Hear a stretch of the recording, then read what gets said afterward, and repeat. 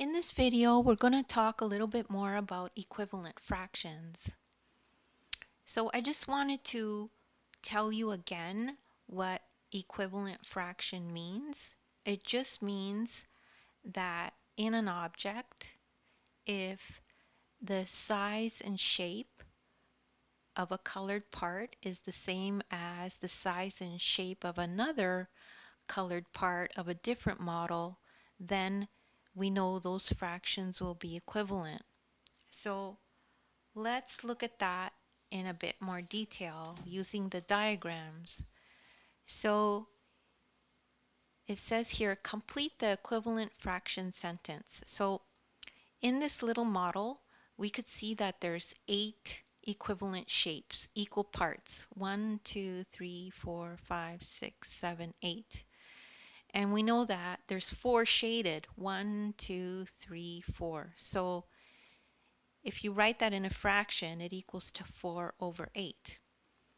But what's the equivalent fraction with a 4 on the bottom?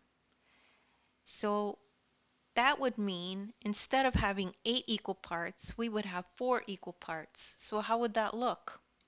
That would look like this. So there's 4 equal parts here. 1, 2, 3, 4.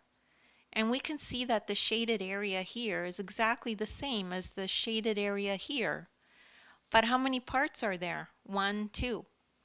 So we could just write that in. And we could put it here. 2 equal parts on this one. So the equivalent fraction is 2 over 4. And it's that simple to create an equivalent fraction.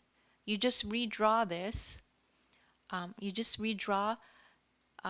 This model.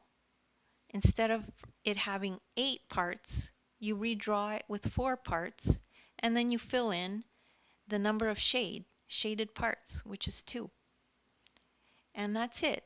And just rewatch the video if you don't understand this completely, and you will understand it.